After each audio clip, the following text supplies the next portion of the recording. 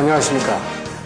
이번 시간에는 그 전기설비의 LCC 판정과 예방 진단 기술을 가지고 여러분들과 1시간 동안 강의를 진행하겠습니다. 이 강의 내용도 상당히 분량으로 봐서는 상당히 굉장히 많은 분량의 내용을 포함하고 있기 때문에 상당히 많은 시간 강의를 해야 되는 그런 강의입니다. 그러나 지금 파워포인트를 가지고 여러분들하고 비디오 테이프를 가지고 강의하는 내용은 상당히 많은 양을 함축해서 강의를 하기 때문에 여러분들이 그 교재를 가지고 충실하게 다시 리뷰를 하게 되면 충분하게 이해가 충분히 될 수 있으리라 봅니다. 그래서 제가 그 이해를 돕는 부분에 대해서 집중적으로 강의를 제가 해서 1시간 동안 이 내용을 끝내도록 이렇게 하겠습니다.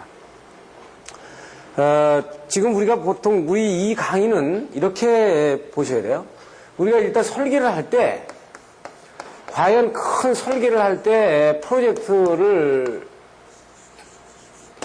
프로젝트의 내용이 이제 뭐 큰 고층 빌딩이 될 수도 있고, 어떤 파워플랜트가 될 수도 있고, 이렇게 될 수 있는데, 과연 처음에 설계 기획을 하는 단계에서부터 설계, 시공, 그 다음에 유지 보수,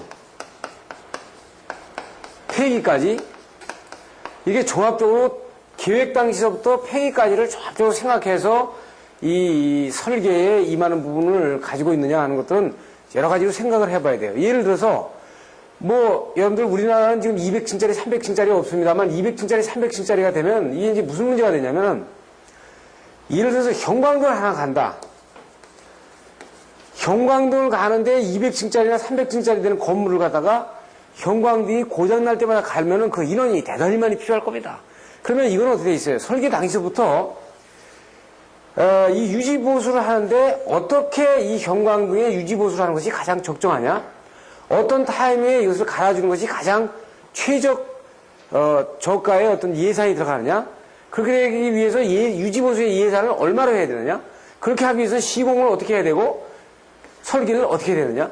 그리고 이 빌딩을 200년 후나 100년 후에 폐기를 할 때 철거를 할 때는 어떻게 철거를 하느냐? 그 철거 비용은 언제 어떻게 적립할 거냐? 이런 것들이 쫙 처음 계획부터 들어가야 되잖아요. 그래서 우리가 전기 기술자가 이 전체 종합적인 플랜은 짜지 못한더라도 이 전기에 관련된 부분은 최소한 유지 관리에 대한 부분하고 유지 보수에 대한 부분까지의 관련 부분에 대한 우리가 예산을 확보하는 문제라든지 여기에서 뒤에 조치되어야 될 사항들에서 따라 들어오는 부분들은 반드시 우리가 체계적으로 그 기술사가 가지고 있어야 된다는 거예요. 그러니까 반드시 기술사가 이 기획과 설계에 임하기 때문에 그냥 도면에다가 드로잉만 그리면 되는 게 아니고 이 건물을 유지보수할 때 어떻게 할 거냐. 그래서 시공을 어떻게 관점에서 해주고 설계는 어떻게 할 거냐. 그럼 유지보수할 때는 이 건물이 준공된 이후에 유지보수하는 그 매트리얼은 뭐를 확보해야 되고 거기에 대한 예산이 어떻게 들어가고 이런 것들이 대충 예산이 구체적으로다가 나와줘야 된다 이거죠. 그런 것들이 지금 어떻게 됐어요. 앞에서 라이프 사이클 코스트를 가지고 정리를 하지 않으면 정의가 되질 않죠. 그래서 그 내용들을 잠깐 들여다보는 거예요. 이제 설비가 이 건물의 설비가 이제 인텔리전트화다 해 보다 보니까 OA 시스템이라든지 바스, 공조 설비라든지 랜이라든지 EAPBX 조명 설비 이런 것들이 상당히 패셔너블 하잖아요. 그러다 보니까 이제 뒤에 나오겠습니다만 불이 다 켜진다고 조명 설비를 등기구를 가다가 뭐 10년, 20년, 30년 그냥 쓸 수는 없는 거 아니에요? 등기구에 불이 켜진다고 해가지고 20, 30년 계속 등기구를 켤 수 있다. 이거 아니란 말이에요. 만약에 그 등기구가 불은 들어오지만은 전력 소비가 아주 최신 제품이 나와가지고 전력 세이빙하는 거에 비해서 상당히 많은 전력을 소비한다 그러면 그거 바꿔준 것이 나은 거고 그 변압기도 마찬가지인 경우처럼 만약에 그 건물에 변압기가 1차 전압을 집어넣어서 2차 전압이 나온다고 그래가지고 3, 40년 된 변압기를 그대로 쓰는 것이 잘하는 일이냐? 그렇지 않으면은 뭐 15년 주기로 해가지고 변압기를 최신 고효율 변압기로 바꿔주는 것이 전력 손실이 나서 상당히 신뢰도도 높이고 전력 손실도 막는 방법이 좋은 일이냐는 그 상황에 따라서 달리 대처해야 되죠. 그러니까 무조건 제품이 기능을 유지한다고 해가지고 무조건 계속 어떤 기간이 없이 어떤 그 라이프 사이클이 없이 그냥 쓰는 것은 문제가 있다 이거죠. 그래서 이 LCC라는 거는 라이프 사이클 코스트에 대한 개념입니다. 그러니까 어떤 일정한 제품들에 대해서 그 라이프 사이클을 주는 거죠. 그러니까 이것이 제품은 나와가지고 폐기하는 그 시간까지의 텀을 줘가지고 그거를 미리 예상을 해가지고 그때그때 바로바로 그 설비가 정상적이라도 폐기하는 부분을 말하는 겁니다. 그러니까 즉 라이프 사이클 코스트는 어디에서 원래 이게 본격적으로 들어왔냐면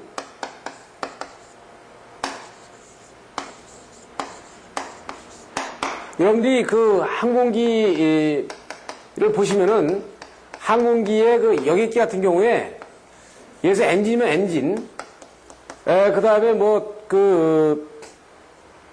바퀴면 바퀴, 각종 장치에 대한 이 라이프 사이클이 다 있습니다. 지금 뭐냐면 이 엔진은 뭐 예를 들어서 10,000시간이면은 비행하니 10,000시간이면은 뭐 1차 정비, 예를 들어서 20,000시간이면은 뭐 2차 정비, 예? 그 다음에 50,000시간이면은 아주 중정비, 그 다음에 뭐 70,000시간 이상이 뛰었다. 예를 들어서 하는 겁니다. 그럼 무조건 70,000 이상 넘으면 무슨 폐기 이렇게 되는 거거든요. 그러면 만약 이 엔진이 70,000시간이 됐다 하면은 이 엔진이 잘 돌아가고 안 돌아가고는 불문에 붙여가지고 무조건 폐기로 가는 겁니다. 예? 그러니까 뭐 바퀴면 바퀴 여기 각종 그 엘리멘트들이 쭉 있으면 이것이 몇 시간 주어진 라이프 사이클이 넘으면 무조건 바꿔버리는 거예요. 그 기능이 지금 잘 되고 있는 거하고는 관계없어요. 예. 이렇게 원래 해야 이 항공기가 안전을 확보하고 예상치 않는 기기의 장애를 막을 수 있다는 거죠. 이렇게 정비를 하는데도 지금 이 사고가 나오잖아요. 그것처럼 우리가 만약에 우리는 어떻게 합니까? 어떤 뭐 변압기다 그러면 이런 사이클이 있는 게 아니고 그 변압기가 어떻게 하면 어떻게 그냥 완전히 고장이 날 때까지 그냥 쓴다. 이런 개념 아니에요. 이런 개념을 이제 바꾸자는 거예요. 응?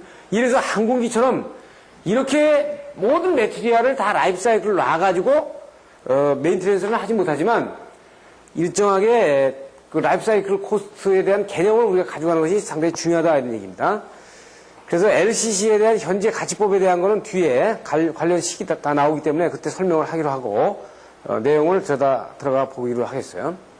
우선 이 LCC는 뭐하고 관련이 되냐면 이제 VE 기법이라고 그 가치의 상승 기법, 가치를 갖다 올려주는 기법을 상당히 건설회사 쪽이나 각종 그 분야에서 많이 적용을 합니다.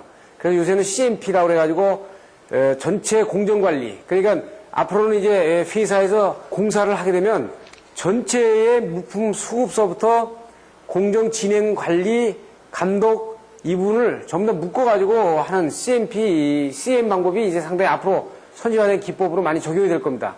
여기에서는 이제 라이프 사이클 코스트의 개념, VE 기법 이런 내용들을 여러분들이 기본적으로 가지고 있지 않으면 안 되죠. 그 VE라는 건 무슨 얘기냐면 어떤 가치라는 거는 어떤 펑션과 코스트가 있어요. 그럼 만약에 오디오면 오디오가 10가지의 기능이 있는데 이게 10가지 기능에 100원입니다.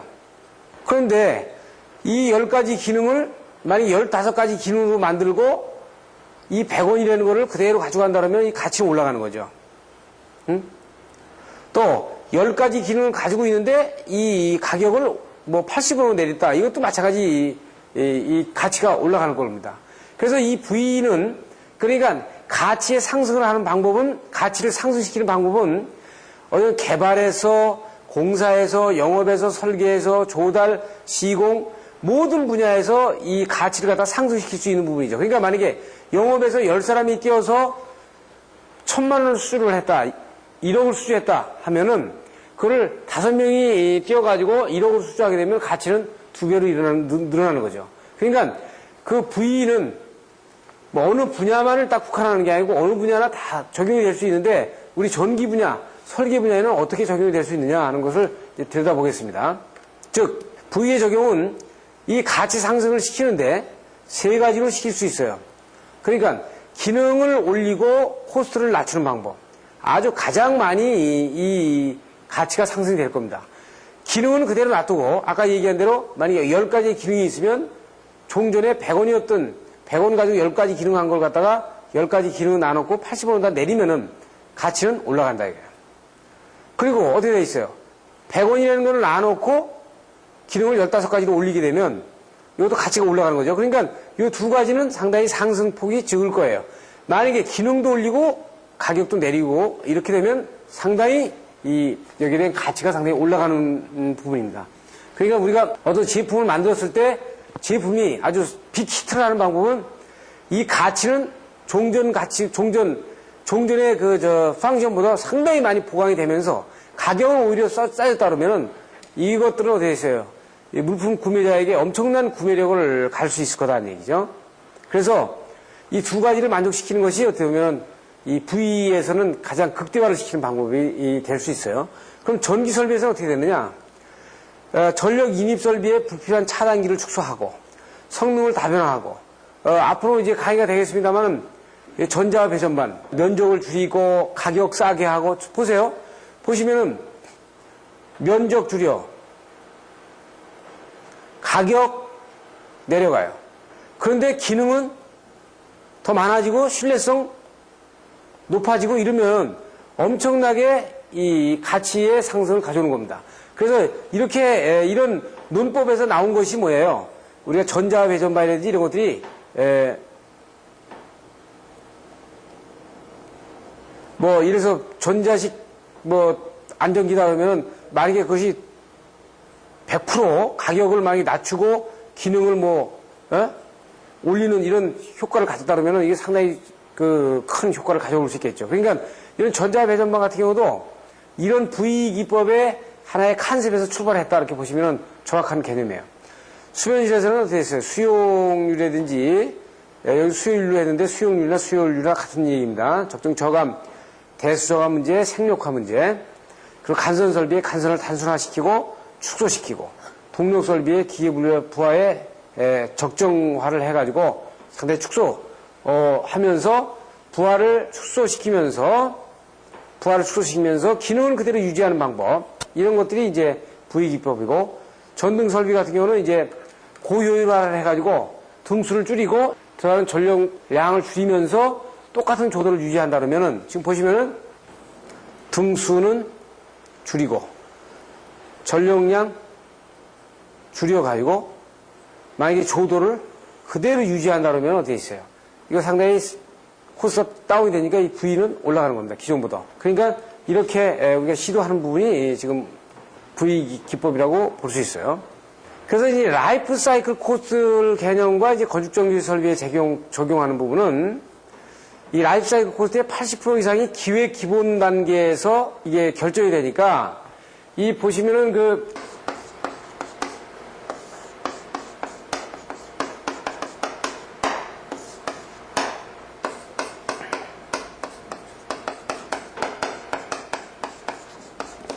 기획 설계에서 나중에 폐기 단계까지를 검토하는 거기 때문에 여기에서 거의 80%가 결정이 된다고 이렇게 보셔야 됩니다. 결정이 된다고 봐야죠. 그래서 최신의 기술 적용 문제라든지 이런 문제 때문에 지금 나올 수 있는 것들이 요새 이제 리모델링이라든지 이런 부분들이 어떻게 보면 라이프 사이클 코스트 개념에서 나온 겁니다. 지금 건물을 리모델링 한다. 예를 들어서 지금 20년 된 부분을 골조만 남겨놓고 전부 다 어떻게 돼 있어요? 전부 다 개수 작업을 해가지고 새로운 기능과 새로운 환경을 만들어주는 부분들이 어떻게 보면 라이프 사이클 코스트의 한 개념이라고 볼 수 있습니다. 그래서 이 전체를 가지고 이제 들여다보면 이제 경제성 분석이 나오는데요. 이 라이프 사이클에서의 우리가 또 수명이라고 하는 것. 지금 일반적으로 수명이라고 하는 것은 보면 수명이라고 하는 거 보시면은 수명의 정의는요. 여기 세 가지로 볼 수 있어요. 물리적인 조건. 첫째. 기능 장애가 되고 어떻게 보면 이 고장이 너무 많아가지고 도저히 이 기능을 유지할 수가 없다. 그러니까 기능 장애.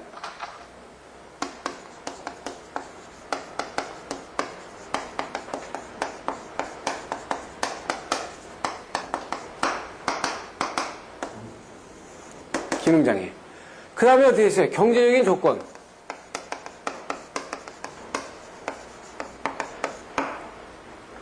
즉 어떻게 돼요? 만약에 어떤 변압기가 있는데 이거 10년 전에 설치한 거고 이거 최근 거예요. 최근 거에 변압기가 있는데 10년 전에 변압기가 이 기능장애 여기 물리적인 조건에 이상이 없어. 그런데 여기가 이게 한 달에 전력 소비가 만약에 1,000원이 먹는다 그래요. 근데 이 변압기 가격이 만약에 10,000원이라고 칩시다. 그럼 10달이면은 이 변압기 가격이 나오는데 최근에 나온 것이 한 달에 100원밖에 예를 들어서 전력 소비를 안 먹어요. 그렇게 되면 어떻게 있어요?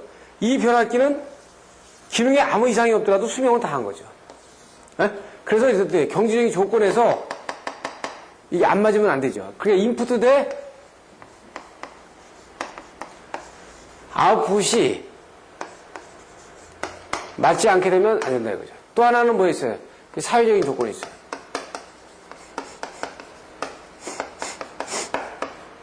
한국이 이거에 해당이 많이 되는데, 뭐 우리 사람이, 여러분들이 차를 구매를 해가지고 한국은 뭐 4년에 한 번씩 바꾼다 그러잖아요?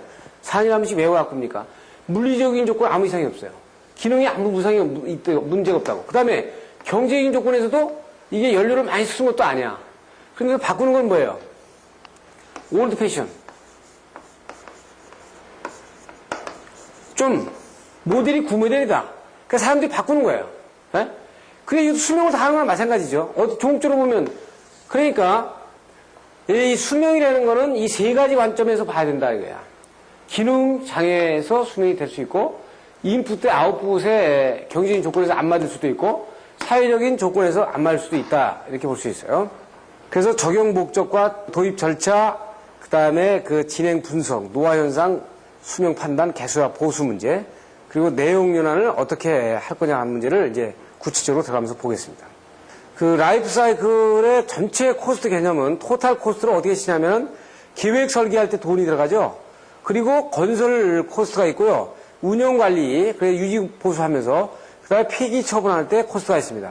그러니까 예를 들어서 해체 처분 코스트가 초고층 뭐 예를 들어서 100층짜리 빌딩을 나중에 폐기할 때 그거를 뭐 요새 폭파 공법을 많이 씁니다만 폭파 공법을 써서 폐기하더라도 그 돈이 엄청나게 들어가는 거거든요. 예를 들어서 뭐 원자력 발전소 같은 경우다. 이런 것들은 폐기하는 비용이 이게 정말 만만치가 않거든요. 이런 부분들을 보게 되면 계획 설계 당시서부터 이 폐기 코스트까지 다 예상하고 있어야 거기에 따른 어떻게 감가상각이라든지 그 다음에 거기 폐기 처분 코스트까지를 다 정립해 나갈 수가 있잖아요.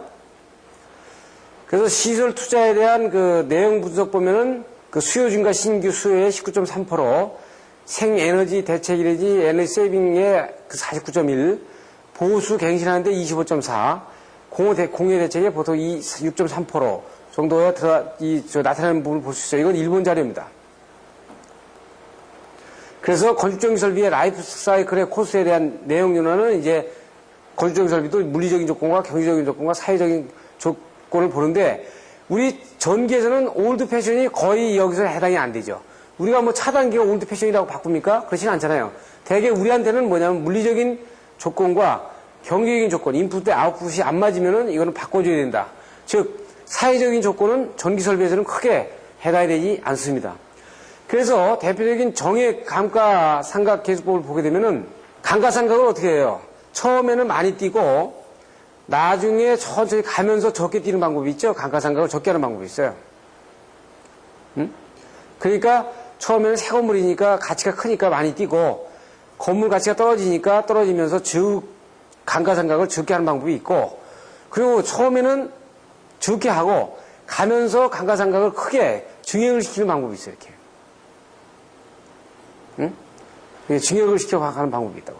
내려가는 방법이 있고 그렇지 않고 이거를 처음과 끝에 똑같이 감가상각을 똑같이 하는 방법이 있는데 지금 이렇게 증액을 시키거나 이렇게 감액을 시키는 거는 이 경우에 따라서 상당히 여러 팩터가 있잖아요. 그래서 상당히 이 어떤 경로로 해서 어떻게 감액을 시키고 증액을 시키냐에 따라서 달라지기 때문에 상당히 복잡한 거를 나타낸다고요. 그래서 지금 보통 우리가 손쉽게 정액 감가상각법을 많이 쓴단 말이에요. 그러니까 건물이 준공이 되면 첫 년이나 두 번째 년이나 똑같은 감가상각으로 쭉 나가는 방법을 많이 쓰는데 그렇게 했을 때 지금 수식을 우리가 이렇게 볼 수 있다고요. 이거는 처음에 초기 투자가, 초기에 건물이 준공되면 만약에 1,000억이다. 그러면 1,000억. 이 금액이 나놓고 이것이 몇 년 동안 어떻게 감각이 되냐 보면 1,000억이 준공된 동시에 거의 이 건물은 어떻게 돼요? 900억짜리나 마찬가지다. 준공된 동시에 새 제품이지만 벌써 중고 아니에요? 그렇기 때문에 90%의 감가상각을 벌써 10%를 놔둔 겁니다. 그리고 연수가 올라가면 올라갈수록 어떻게 되죠? 1년, 2년, 3년, 4년. 연수가 올라가면 올라갈수록 감가상각이 되는 거고, 여기에 대한 이제 이자라든지 이런 재산 가치에 대한 그 정액 비율로 감가상각 포션이 구체적으로다가 증액이 되겠죠. 그러면 이 부분을 식을 풀어보면 지금 이렇게 우리가 식을 유도를 할 수 있어요. 그럼 이걸 갖다가 간략히 해가지고 어떻게 얘기할 수 있냐면 WFD에다가 곱하기 Q로 해가지고 만약에 현재 취득 자산액이 50억이다. 그러면 이 50억을 나눠놓고요. 이 WFD를 보게 되면 이 부분과 우리가 식을 가져갈 수 있어요. 앞에 식에서 가져온 거죠. 그럼 여기다 이 기존에 계산 이율, 감가상각연수로 10년. 이 부분에 대한 것들, 여기다 팩터를 갖다 집어넣으면은 이 WFD가 0.582가 나오면 만약에 10년 후에 50억짜리가 26억 4천만 원 정도의 가치를 갖는다. 이렇게 간단하게 계산할 수 있다는 부분을 보여주고 있는 겁니다. 그 라이프 사이클 코스트의 경제 분석은 한 8가지 정도로 우리가 볼 수 있는데 이건 돈을 투여시키는 그 팩터입니다. 돈을 언제 시키느냐? 시설이 노후화됐을 때 시키고 고장이 다발됐을 때 에너지 세이빙을 하고 싶을 때 뭐 패션을 바꿔야 될 때 체력을 축소시켜야 될 때 이럴 때 돈을 인풋시킨다 이거죠. 그렇게 되면 그 시점을 계획하는 부분에서 검토하는 부분을 보면 목표를 설정하고 현상을 분석해야 되죠. 설계 도서 작성하고 시행 준비와 그 다음에 적용한 다음에 평가를 해보는 거예요. 그래서 전반적인 건 어떻게 하냐면 설계 기획할 때 돈 들어가지 않습니까? 그리고 이제 시공할 때 어떤 건물을 시공할 때 돈이 이제 많이 들어가죠. 시공하고 나면 이거에 대한 이제 금액은 안 들어갈 거예요. 그 다음에 이게 서서히 가면서 뭐예요? 유지보수비가 많이 들어가요. 그러다가 여기서 한번 고치면은 다시 유지보수가 떨어질 거고 또 올라가다가 또 고치면 유지보수가 떨어질 거예요. 올라가다가 또 고치면 유지보수, 고장률이 떨어질 겁니다. 그렇지만 고장률은 고치다가도 계속 올라가죠. 하게 되면 어느 시점에서는 어떻게 되어 있어요? 유지보수 하는 것보다는 매각하고 폐기하는 것이 더 낫다 하는 부분이 나타나기 때문에 이 부분에서는 어떻게 되어 있어요? 매각을 하겠죠. 수명 판단을 하는 거예요. 그래서 그 노화 현상은 아까 말씀드린 대로 물리적인 노화와 경제적인 노화와 사회적인 노화로 볼 수 있는데 우리 전기 같은 경우는 이 사회적인 노화는 해당이 안 된다. 대개 기능상의 문제 그리고 인풋 대 아웃풋에 대한 문제 그 다음에 유지보수가 상당히 비가 많이 들어갈 경우에는 이 해당이 돼서 이때 우리가 수명을 다 했다고 본다. 형광등이 들어온다. 들어오는데 전력 소비가 상당히 많이 들어간다. 그러면 수명이 다 한 거죠. 그 형광등 들어오더라도 수명이 다 한 거예요. 그거 바꿔줘야 된다. 그런 말이죠. 그렇게 그 코스트에 대한 개념에, 코스트의 관점에서 그 수명을 판단하는 것이 우리가 라이프 사이클 코스트의 개념이다는 얘기예요. 여러분들이 지금 전기실에 유지 관리하고 있으면은 각종 전기에 관련되는 것들이 수명이 다 해가지고 돌아간다고 해가지고 그것이 수명이 다 한 게 그냥 그대로 쓰고 있는 건 아니다 이거지. 절대 안 되죠. 우리가 백열 전구가 80% 이하의 광속을 유지하면 수명이 다 된 걸로 하잖아요. 그것처럼 어떤 기능이 이하, 그 다음에 인풋 대 아웃풋에 맞지 않는 부분이 되면 수명을 다 한 거로 본다고요. 그리고 그래서 상기 항목의 공통 내용을 분류해보면 고장률이 증대되고 성능이 저하되고 자원성이 저하되고 보존성이 저하되고 경제성이 저하되는 부분입니다. 그러니까 수명 판단하는 부분은 뭐예요? 우발 고장 기간을 거쳐가지고 마모 고장 기간을 지나서 이게 올라가거든요. 이게 터 베스 커브라고 그러죠. 우리가 보통 꼭 욕조처럼 생겼다고 그래가지고 그러면 어떻게 있어요? 신뢰도는 처음에 상당히 좋았다가 고장률이 올라가면서 굉장히 떨어질 겁니다. 신뢰도가 떨어지고 고장률은 올라갈 거예요. 그러면 이 지점에서 우리가 시점을 정해가지고 이 고장률이 올라가는 부분을 막아야 되겠지. 그래야 신뢰도가 떨어지는 부분을 막을 수 있지 않습니까? 그래서 그 커브를 우리가 종합 판단하는 커브가 건설 비용은 초기에 들어간 다음에 운영 유지비가 올라갈 겁니다. 그러면 이 두 개를 합쳐보면 총 비용이 이렇게 이런 커브가 된다고요. 그럼 만약에 여기에서 건설 비용을 더 추가를 시키면은 건설 비용을 추가를 시키게 되면 건설 비용이 이게 추가가 될 겁니다. 또 떨어지겠죠? 그럼 운영관리비는 여기서 어떻게 떨어지겠죠, 이게? 다시 올라가고, 이렇게 맞아질 거예요. 또 올라가면 떨어지고, 이것이 또 떨어지겠죠, 이렇게. 그러니까, 건설 비용을 집어넣으면은, 추가시키면은, 운영관리비는 그때 떨어지고, 그죠? 떨어져가지고 다시 시작하기 위해서 올라가겠죠? 또, 다시 재보수를 하면, 또 이때 떨어져가지고 다시 올라가고, 이런 곡선을 상대적으로 갖는 겁니다. 지금 여기 초기에 건설 비용을 넣고요.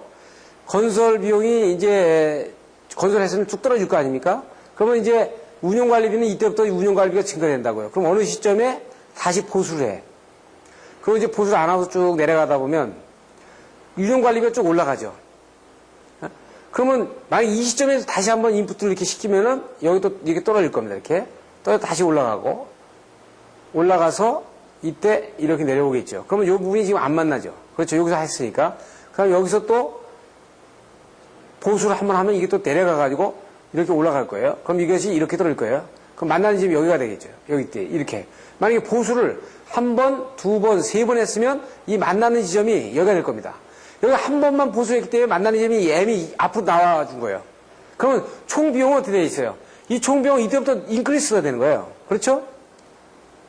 초기 투자비가 떨어지는 것보다 총 운영관리비가 상당히 올라가니까 비용은 올라가는 거죠. 그러니까 이걸 막기 위해서 초기 시점을 이 초기 투자비에 대한 중간에 시점을 인풋되는, 그러니까 다시 재보수하는 시점을 우리가 선택을 하는 겁니다. 그래서 우리가 라이프 사이클 코스트의 건축정비 설비를 대개 어떻게 보냐면 지금 현재는 이렇게 봅니다. 이것도 일본 자료입니다. 우리 한국에서의 데이터를 만드는 것이 일본 자료에서는 어떻게 돼요? 수변연실의 큐비클 변압기 같은 경우는 18년에서 20년 정도 보고요. 축전기 같은 경우는 7년. 냉장고 세면기 같은 경우 6년이고 감지기류 같은 경우가 이제 5년 정도. 냉장고는 6년을 지금 봤습니다만 보통 지금 현재 이 법정 상각 연수가 상당히 앞으로 당겨지는 추세에 있습니다. 상당히 당겨지는 추세가 있거든요. 그러니까 백열전구, 경광 등구, 이거는 등기구를 말하는 거거든요. 이게 8년에서 10년. 광화문 앞에 종합청사에 엘리베이터가 설치되어 있는데 지금 그 엘리베이터에 지금 여기 그 라이프 사이클은 17년 정도 됐잖아요. 그러니까 거의 아마 17년 이 라이프 사이클 코스트에 거의 기점에 와 있을 겁니다. 중공되지 이 정도 되니까. 그러면 어떻게 돼 있어요? 그 엘리베이터를 이 시점 돼서는 완전히 올숲에서 하나씩 다 전부 다를 바꿔 나가야 된다는 얘기죠. 예? 이거를 그러니까 엘리베이터가 지금 돌아간다고 그래가지고 계속 써서는 안 된다는 거예요. 그것은 써서는 그 예기치 않은 사고라든지 이런 중대사고가 발생할 수 있는 거죠. 이 라이프 사이클에 의해서 이제 건물을 만약에 모더나이제이션 하면은 지금 어떻게 되느냐. 지금 여러분들 요새 그 신규 벤처 산업 이래가지고 유망 산업이 이제 빌딩의 모더나이제이션, 리모델링. 예? 그래서 그 건물을 한 20년 수명된 거를 그 골조만 놔놓고 전부 다 바꾸는 방법이죠. 그래서 이것은 이제 어떻게 보면 그 타이밍이 라이프 사이클에 의해서 개보수의 그 타이밍을 정해가지고 적극적으로 하는 부분입니다. 그래서 이렇게 하면 지금 어떤 부분이 있냐면 실질적으로 되어 있어요. 뉴미디어의 대응을 이제 신속하게 할 수 있는 부분이 있고요. 그러니까 예를 들어서 광케이블이 지금 안 깔려 있었다. 그래가지고 이 건물 자체에서 정보통신하는데 상당히 문제가 있다 할 때 이 문제를 해결할 수 있고, 그리고 에너지 세이빙이 되는 아주 고효율 기자재들을 갖다 넣음으로 해가지고 전력 소비를 상당히 줄일 수가 있고, 그리고 건물에 대한 어떤 그 관리 운영 체제라든지 그리고 전체 부가시성을 좀 올려주는 그런 상황이 있겠죠. 그래서 모더나이제이션의 적용 판단은 지금 그 어떤 열화 진단법이라든지 집단 사고 방법이나 설비 진단 방식을 뒤에서 하겠습니다만, 설비를 진단하는 여러 가지의 툴을 이용을 해가지고 이제는 이 건물이 모더나이제이션 할 그 시점에 와 있다, 이렇게 판단을 한다는 거죠. 그래서 이것에 대한 효과는 건물의 이미지가 압이 되고 안전성이 향상이 되고 에너지 그 소비가 상당히 절감이 되면서 운영 관리비라든지 실내 환경 개선, 그리고 정보화라든지 이런 부분에 대한 부가가치성을 가져갈 수 있죠. 그래서 지금 우리는 건물의 그 구조를 수명 한 20년 정도로 보고 있습니다만, 영국은 100년, 일본 같은 경우는 한 50년 정도로 보고 있습니다. 그러니까 리모델링 하면 50년은 한 번 정도, 중간에 한 번 정도 리모델링을 할 수가 있고, 100년 같은 경우에 구조를 100년 정도로 보는 경우에는 한 4번 정도 시도가 될 수 있는 겁니다. 그래서 영국 같은 경우는 오래될수록 좋은 것이다. 뭐 우리는 새 것일수록 좋은 것이다 그러지만 영국 같은 경우는 이게 건물 구조 같은 경우를 건드리지 않는 것으로 아주 상당히 그 정평이 나 있지 않습니까? 그래서 처음에 질 때도 탄탄하게 짓는. 여러분들이 아마 영국 가보시면 알지만 이게 단독주택을 짓게 되면은요, 보통 한 4층, 5층 정도의 이 단독주택들을 지읍니다. 지어가지고 에리아를 한 400평, 500평씩 이렇게 에리아를 잡아가지고 단독주택들이 이렇게 쭉 서 있죠. 이렇게 쭉 서 있어요. 거의 이런 형태입니다. 그리고 대개가 뒤쪽에는 약간 농장 비슷한 밭 같은 경우를 이렇게 놓고요. 앞에다가 이제 정원을 이렇게 놔놓고 앞에 도로가 이렇게 되어 있습니다. 이 건물이 4층, 5층 정도 건물이니까 높이가 보통 한 층에 한 4m 정도씩 치니까요. 3층 같은 경우 한 12m에서 15m 정도 이렇게 12m에서 15m 정도의 건물 높이를 가지고 있어요. 이 단독주택들이 보통 건물 지금 된 것이 200년 정도가 보통입니다. 지금 현재 서 있는 건물들의 이 건물 수명이 지금 돼 있는 현재 그러니까 진지 200년 된 것들이 거의 대부분이에요. 그런데 이 건물 벽에 크랙 하나가 별로 없어요. 네? 그렇기 때문에 이쪽에서의 그 건물 수명을 보는 관점은 상당히 다르죠. 우리하고는 뭐 엄청나게 다른 부분이 보여요. 그러니까 우리 같은 경우는 지금 아파트가 거의 20년 되면 다 재개발해서 쓰지 않습니까? 그래서 상당히 국가적으로 낭비가 상당히 큰 거예요. 그러니까 우리는 이제 나눠가지고 리모델링 할 부분하고 이 구조를 100년, 뭐 50년에서 100년 가져갈 부분하고 이렇게 나눠가지고 설계를 하고 거기에 대한 그 조치를 하는 그런 발상 자체를 가져와야 됩니다. 다음으로는 이제 예방진단 보수 기술에 대해서 우리가 살펴보도록 하겠습니다. 그래서 그 보수 기술을 위한 기본 요소들은 이제 설비의 기능이라든지 현재 수준, 요인의 파악, 그 다음에 뭐 어떤 그 발생될 수 있는 앞으로의 예측 문제, 그 다음에 그 수준 향상 시기 목표를 결정하는 방법 문제, 그 다음에 그 결과의 실행, 평가, 관리를 한 부분까지 이렇게 한 그 기본적인 요소를 가지고 우리가 이제 봐야 되는데 여기에서는 여러 가지 공학적인 그 분야들이 다 이제 기초기술로 적용이 되겠죠. 그래서 그걸 도표로 보면 다음과 같이 볼 수 있습니다. 그래서 기초기술로는 이제 설계, 수리, 설비 진단을 하는 데는 이제 전기공학이든지 기계공학, 계측공학, 그 외의 공학들이 이제 필요하고, 관리기술에서는 경제성, 경영공학, 이런 것들이 포함이 되겠죠. 그래서 미국 P 같은 경우에는, 그러니까 미국 기술사 같은 경우는 회계학, 그 다음에 경영학, 이런 것들이 이제 이 1차 필수로다가 들어가는 부분을 볼 수 있어요. 이런 부분들은 뭐냐면 전기 기술자의 그 옵티마이제이션 사상이 없으면 안 되죠. 그러니까 최적화 사상이 있어야 돼요. 그러니까 기술자는 어느 것이 가장 적은 투자를 가지고 최대 효과를 갖느냐, 이 정점을 선택할 수 있어야 되거든요. 그 학자하고 다른 건 그게 다른 겁니다. 학자는 일단 어떤 큰 목표를 어떤 어떤 변화를 위해서는 그 변화에 준한 그 인풋가 비례되는 게 아니고 뭐 10억을 들여가지고 1이 되는 변화를 가져올 수도 있는 거고 1억을 들여가지고 10이 되는 변화를 가져올 수도 있는 거거든요. 그런데 기술자는 실제 어떻게 돼 있어요? 거기에 투자 대 아웃풋에 대한 최종점을 채택해야 된다고. 즉 예를 들어서 앞에서 잠깐 얘기했습니다만 에어컨을 우리가 만들 수 있는데 에어컨을 뭐 0.1도에서 0.2도, 0.3도 이렇게 우리가 조정할 수 있을 수 있게 만들 수 있다 그죠. 그런데 이렇게 만들면 굉장히 이게 에어컨이 비싸다. 그럼 이렇게 안 만드는 거예요. 안 만들고 1도, 2도, 3도 이렇게 우리가 올려가도록 만들어 주는 거죠. 그러니까 이런 어떤 사상이 필요하다는 거예요. 그래서 종합기술에서는 우리가 이제 토탈 프로덕티브 메인터넌스 해가지고 TMP 종합보수기술이라고 이렇게 얘기를 합니다. 그래서 보수는 시간 축에 의해서 하는 방법이 있고 보수 동기에 의해서, 그러니까 사고가 나거나 고장이 났을 때 하는 방법이 있고 시간 축에 의해서 미리미리 하는 방법이 있어요. 이거 이제 항공기에서 상당히 많이 쓰는 겁니다. 그러니까 항공기에서는 앞에서 말씀드린 것처럼 왜냐하면 이 보수 기술은 가장 잘 발달된 게 항공기입니다. 그러니까 여러분들이 아시는 것처럼 항공기는 거의 퍼펙트한 그 예방 정비를 하지 않으면은 그 항공기의 운영이 안 되죠.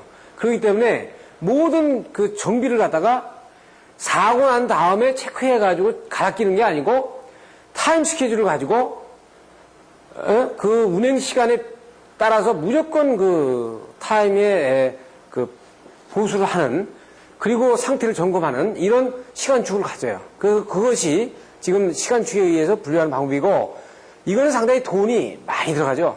그러니까 이거를 조금 일본 방식에서 이건 미국 방식이라고 보시면은 이게 이제 일본 방식이라고 보는 거거든요. 그 일본 방식은 어떻게 하냐면 시간이 딱 되면 다 가는 게 아니라 계속 상태를 점검해가지고 어느 상태면 갈자하는 거예요. 즉 베어링이 이 정도 마모가 됐으면 갈자하는 상태를 점검해가지고 갈자하는 것이 일본 방식의 사상이고 미국은 상태가 어떻든 일정한 시간이 되게 되면 무조건 그 보수를 하는 그런 방식으로다가 간다 해서 크게 두 축으로 볼 수 있습니다. 지금 보신 것처럼 미국에서는 최초로 이제 주기적인 보수를 이제 실시를 하고 주기적인 보수, 시간에 따라서. 그리고 이제 제너럴 일렉트릭에서 PM이라고 해가지고 생산 보수. 그렇기 때문에 어떤 사후 보수가 아니고 미리미리 보수를 해가지고 블랙다운 되는 부분들을 막기 위한 보수의 기법이 도입이 된 겁니다. 그 이후에 이제 계속 그 점검 업무의 어떤 그 예방 보존 기술이 상당히 그 고도의 그 기술 축적과 맞물리면서 과학적으로 다 이루어지는 부분을 볼 수 있어요. 자, 그러면 일본 방식 같은 경우는 어떤 방식이라고 볼 수 있냐면 지금 미국 방식이 어떤 시간 보수 개념이단 말이에요. 그러니까 이건 생산, PM 방식을 주로 한다 그러면은 일본은 뭐냐면은 진단 후에 보수를 하는 방법, 이 방법을 쓰고 있는 거죠. 그러니까 이것은 그 상태를 봐가지고, 이 상태에서는 그 지금 상태를 써도 관계가 없다. 그러니까 상태에도 어떤 표준을 만들어 놨죠. 그러니까 어떤 상태. 그러니까 예를 들어서 우리가 그 변압기의 상가를 측정하지 않습니까? 그럼 변압기의 상가를 측정하는데 그 오일을 갖다가 우리가 1년에 한 번씩 무조건 갈지 않잖아요. 미국 방식은 어떻게 하냐면 1년에 한 번이 되면 1년에 한 번 무조건 가는 거예요. 그런데 우리는 어떻게 돼요? 상가를 측정해 봐가지고 어느 정도 이하면 갈자하는 거 아니에요? 그러니까 지금 어떻게 돼요? 진단 후에 어느 상태 이하에서는 갈자 이런 방법입니다. 그러니까 미국 방법보다는 상당히 조금 경제적으로 하자 하는 방법이에요. 뭐 가장 좋은 거는 시에 따라서 무조건 갈아버리는 게 가장 좋죠. 하지만 그럼 돈이 상당히 많이 들어가니까 상태를 진단해보고 부품 교환을 하는데 그 리메이닝 라이프가 얼마냐? 그리고 스탠다드 라이프가 얼마냐? 그 다음에 테스팅. 그래서 그 교환 기준 선정하고 개개 수명 진단 실험을 해가지고 이 세 개를 합쳐봐서 교환을 하는 거죠. 그래서 교환하는데 전체를 교환할 거냐? 뭐 부품을 교환할 거냐? 이렇게 되는 거죠. 그러니까 변압기 전체를 갈아버릴 거냐? 변압기 U만 갈을 거냐? 뭐 부식만 갈을 거냐? 이런 식으로다가 이제 점검을 해서 하는 거예요. 그래서 대상 기기를 선정하고 여기에서 교환 단위의 것을 검토를 하죠. 그래서 수명 관리의 구분 문제라든지 S, 리메이닝과 스탠다드의 라이프. 그러니까 남아있는 기간이 얼마냐, 표준 여기에 사용할 수 있는 시간이 얼마냐를 이제 정해놓고 여러 부분과 여러 모드를 일단 세팅해 놓은 다음에 뭐 상가 측정에 세팅을 해놔야 되죠. 어느 정도 이해하면 이게 위험하다. 뭐 변압기에 가스를 측정해 보니까 여기는 어느 가스가 이 분포를 얼마큼 많이 하면 이건 위험하다라는 얘기를 하는 거죠. 그래서 현장 기술 분석 평가를 해가지고 근거 있는 기술 집약과 보수 방법을 합쳐서 교환 방법에 대한 제안을 해나가는 겁니다. 우리가 유지 관리를 하더라도 여러분들이 이렇게 그 좀 과학적인 사고를 가지고 여러분들 유지 관리에 대한 부분을 갖다가 좀 지켜보시게 되면 상당히 그 경제적인 그리고 체계적인 관리를 할 수 있다 이렇게 볼 수 있어요. 저 입표에 보시게 되면 먼저 테스팅을 해봅니다. 테스팅을 해봐서 이것이 이게 열화사고의 사전 예방 방지가 되지 않는 부품이지만 실제 어떻게 되어 있어요? 이것에 대한 그 진단을 할 필요성이 있냐 없냐가 이런 테스팅 결과에서 나오게 되면 만약에 할 필요가 있다. 예수로 가게 되면 어떻게 있어요? 어떻게 돼요? 남아있는 시간이 얼마 되느냐? 있는 시간이, 이 부품에 대해 남아있는 시간이, 그걸 노로 갈 경우에는 할 필요가 없다. 그러면 아직도 이 스탠다드의 시간에 함수에 들어가 있느냐?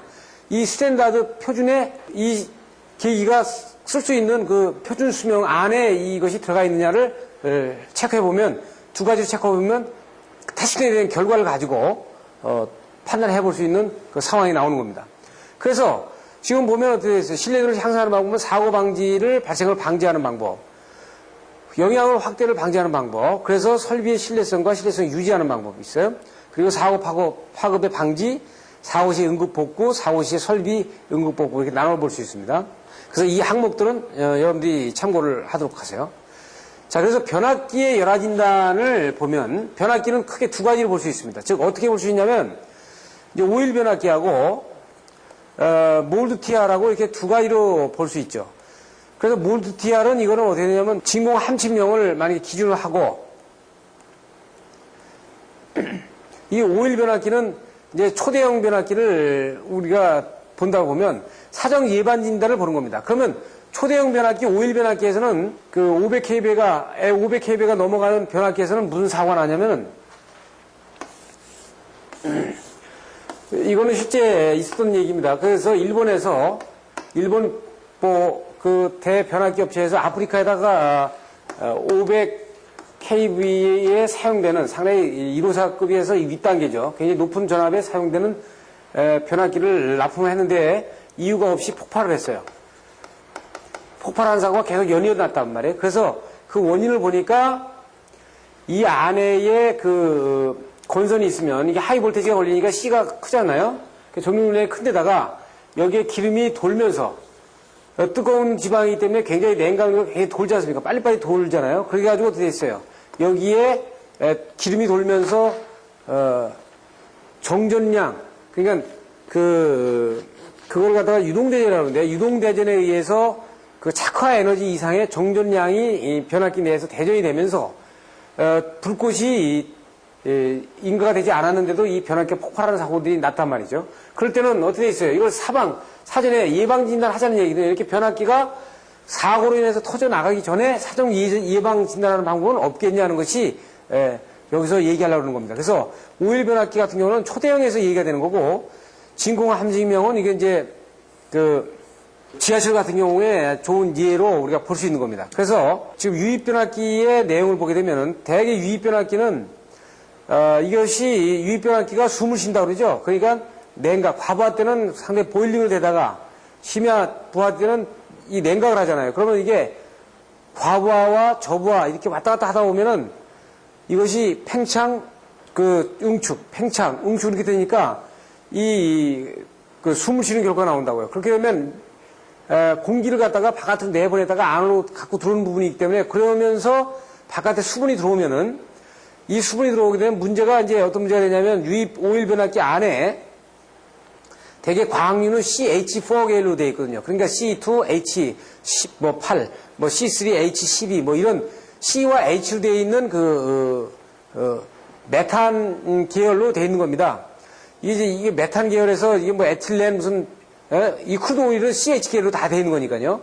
그러면 CH가 여기에서 어떻게 돼요? 어떤 열화학 분해로 해가지고 이것이 C와 H로만 이렇게 분해가 되면 여기에 산소가 들어오게 되면 H2O가 아니에요. 그럼 여기서 O2가 제공이 되다 보면 여기서 어떻게 돼요? 지금 이 수소에 산소가 제공이 되면은 불꽃만 있으면 폭발로 되는 거거든요. 그러니까 이것이 불꽃이 없어도 정전량 이상이 돼버리면 폭발로 나갈 수 있는 부분이기 때문에 상당히 이 부분에 대해서 이것이 보일링을 하면 여기 CH 계열에 대한 가스가 여기 앞에 찬다고요. 그러면 이 가스를 끄집어내가지고 분해를 해가지고 지금 이건 과부하다, 과부하 아니다 이런 것들을 판단해 볼 수 있는 방법이 나오는 겁니다. 그래서 이제 전기적인 성능의 열화는 절연 파괴와 과열 용해에 의해서 본체가 당할 수 있고요.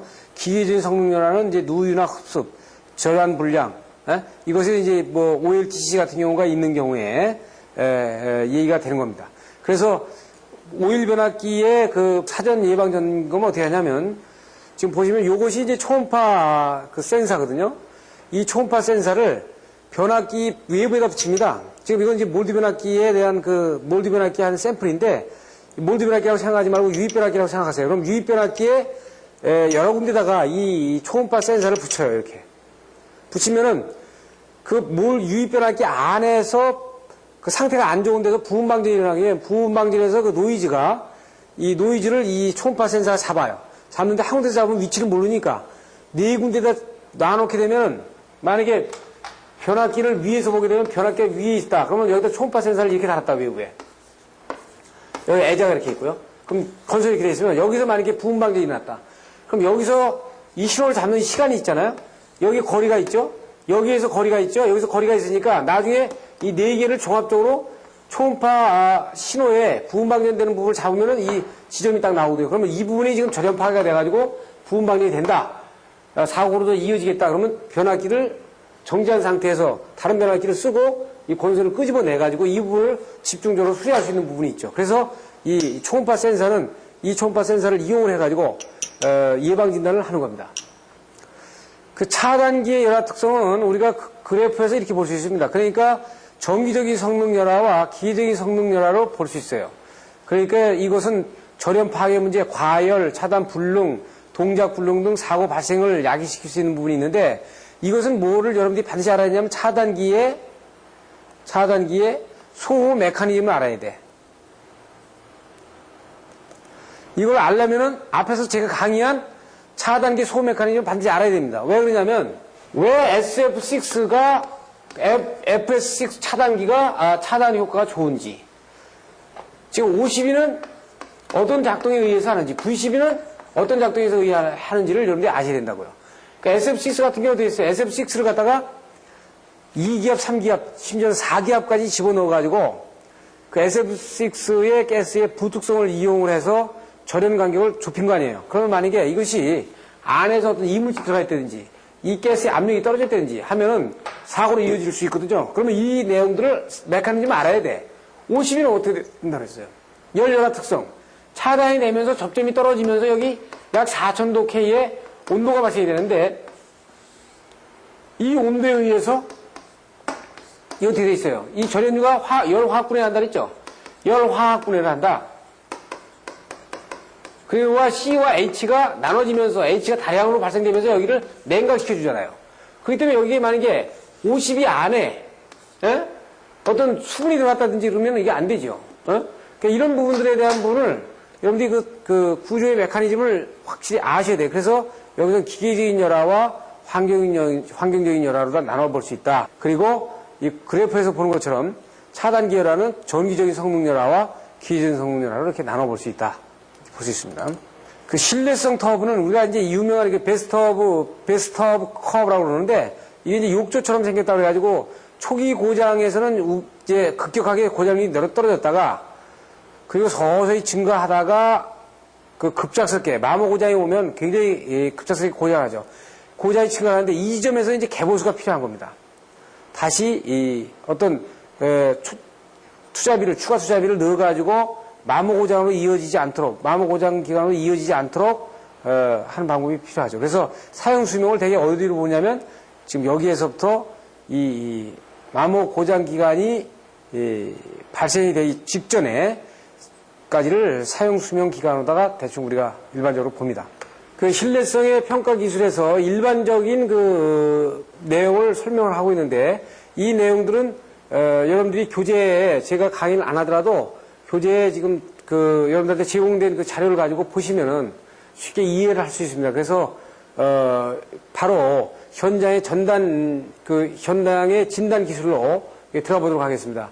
여러분들은 제가 여러분들한테는 여기에 대한 신뢰성 평가 기술 문제 그리고 변정기기 일반적인 신뢰도를 척도를 산정하는 수식 여기 공식이 나와 있죠. 변정기기 일반적인 신뢰도 척도 문제들도 여러분들이 참고로 고려하시면 되겠습니다. 여기에서는 이 부분에 대한 설명은 제가 생략을 하도록 하겠습니다. 그리고 바로 현장의 절연 진단 시험 방법으로 들어가 보도록 하겠습니다.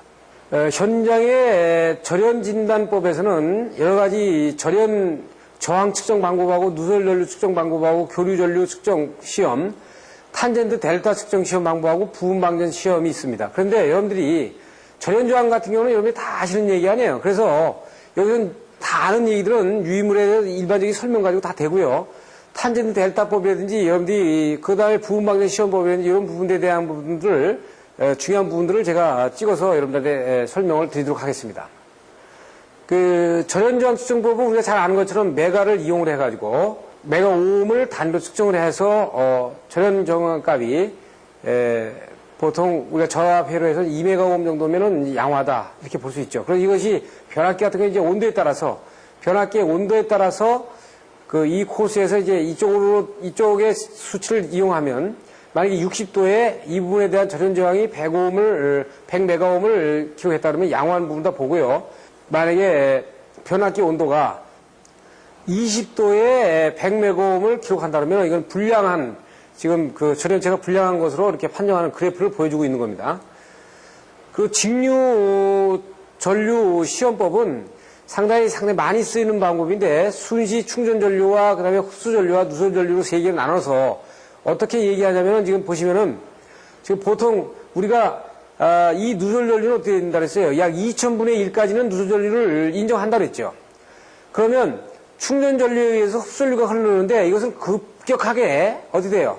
급격하게 감쇄된다고요. 감쇄돼야죠. 그러니까 만약에 정상이라면, 만약에 이것이 정상적인 절연체를 가지고 있으면 이 부분이 처음에 흐르더라도 감쇄된 이후에 안 흐르죠.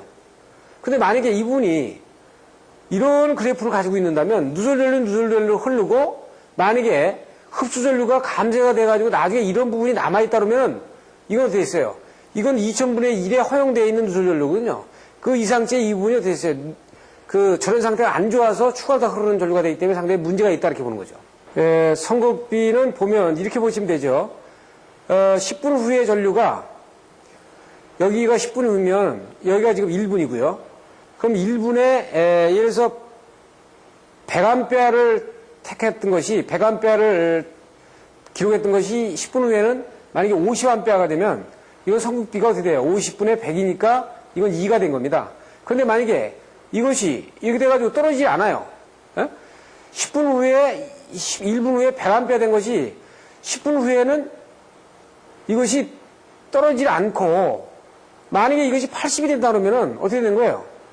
80분에 이게 10이 되는 거 아닙니까? 이 100. 그러니까 1.5 이렇게 되는 거죠. 그러니까 2가 안 되죠. 그렇기 때문에 이게 보시면은 그 1 이하가 상당히 아주 위험한 상태로 보고요. 1, 2 이상이 상당히 양호한 것으로 표에서 얘기하고 있죠. 자, 교류 전류 시험법에서는 무슨 얘기냐면, 낮은 전압에서는요, 일반적으로 절연체가 비슷한 절연 능력을 가지고 있다가 전압을 높게 걸면은 어떻게 돼요? 절연이 약하니까 어떻게 돼 있어요? 누설 전류가 상당히 크겠죠? 그러니까 이 기울기가 커진단 말이에요. 그러니까 지금 무슨 얘기예요? 그, 낮은 전압에서는 뭐 거의 비슷한 것 같단 말이에요. 그런데 전압을 조금 더 올리면은 상당히 이 누설 전류가 굉장히 큰 경우에, 두 경우로 봤을 때 어떻게 돼요? 이 같은 경우는 이게 양호한 코스로 보고, 양호한 기록으로 보고, 이거는 상당히 이 절연 상태가 상당히 안 좋다고 보는 거죠. 그러니까 절연 상태가 안 좋은 경우에 전압이 낮은 상태에서는 그래도 그런 대로 절연을 유지하고 있다가 조금 올라가면 절연 파괴 현상이 나타나는 부분이 지금 절연이 안 좋은 상태에서 나타나죠. 이것을 이용하는 것이 뭐냐면 교류 전류 시험 방법이에요. 이 그래프를 가지고 이 얘기합니다. 그리고 이제 탄젠트 델타법을 상당히 많이 쓰는데, 이 탄젠트 델타법은 특히 일본에서는 장비들이, 아주 시신 장비들이 나와가지고 많이 씁니다. 지금 무슨 얘기예요?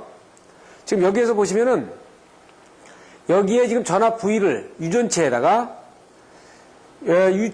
고체 유전체에다가 전압을 인가했을 때, 전압을 이렇게 인가했을 때 여기에 걸리는 IC의 전류, 그러니까 충전 전류 IC라고 한다면 이건 누설 IC거든요.